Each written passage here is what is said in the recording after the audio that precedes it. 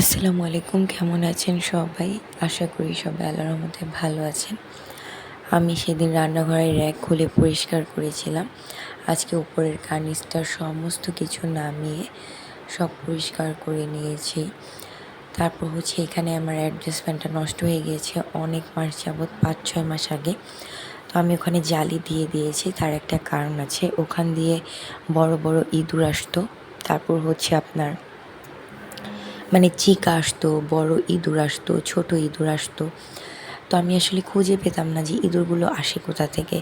তো আমার রান্নাঘরের যেখান দিয়ে পানি যায় সেই নেটটা খোলা থাকে। তো অনেক সময় ময়লা জমে গেলে আমি সরিয়ে ওটা ক্লিন করি। তো আমার হাসব্যান্ড বলছে যে ওখান থেকে আসে। তো আমি বলছি যে ওখান থেকে আসলে ইঁদুরগুলো তো মারা যাবে বা পানির প্রেশারে তো চলে যাবে, আসবে কিভাবে? কারণ পাইপ তো একটাই। আমার হাসব্যান্ড বলছে যে না, ওখান থেকেই আসে।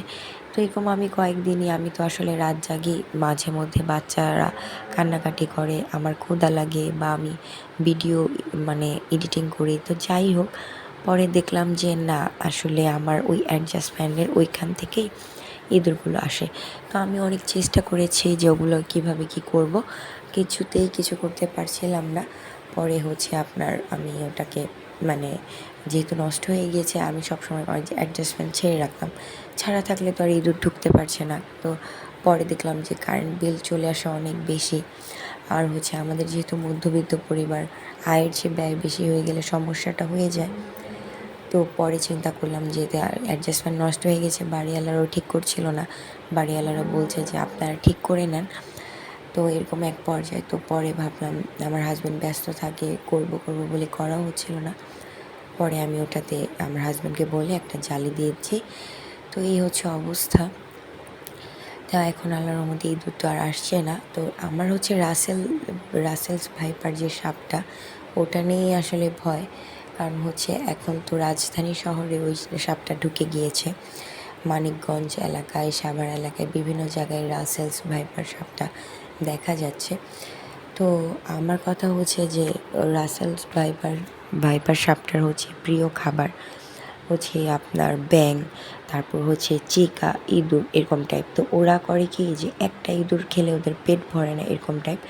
তো ওরা একটা ইঁদুর বা কারো দেখলে ওরা একটা ইঁদুরকে প্রথমে, বা চিকা হোক, একটা ব্যাঙ হোক বা যাই হোক, তাকে আঘাত করে। যখন সে অসুস্থ হয়ে পড়ে বা অর্ধেক খারাপ অবস্থা হয়ে যায়, তখন তারা অন্য কিছু না করে বাসার দিকে চলে যায়, ওই ইঁদুরটা বা চিকাটা যাই হোক, তো বা পাখিটা যাই হোক। তো রাসেলস ভাইপার ওই জায়গাটাতে আক্রমণ শুরু করে পুরো ওদের পুরো ফ্যামিলিটাকেই খেয়ে ফেলে, এরকম টাইপ আর কি।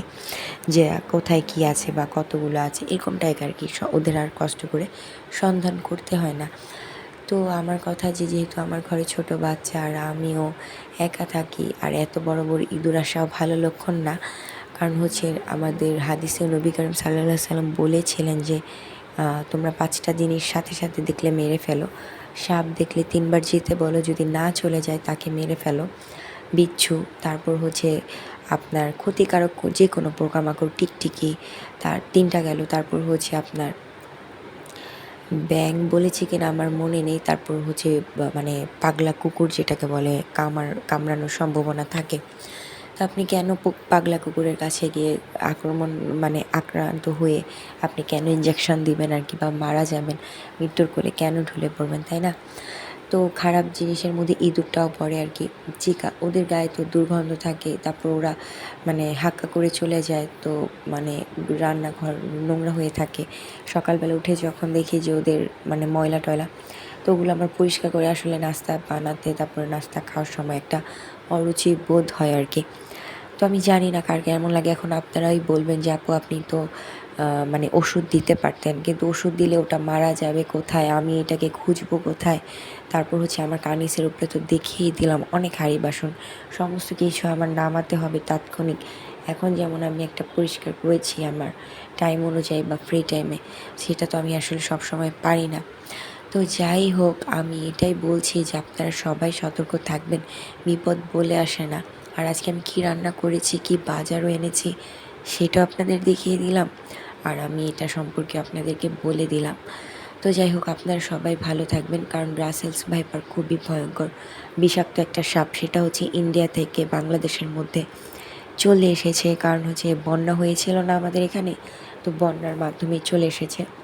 আল্লাহ যখন আমাদের গজব দিবেন তখন তো কোনো না কোনোভাবে দিয়েই দেবেন, আমরা যতই চেষ্টা করি সেটা ঢাকতে পারবো না।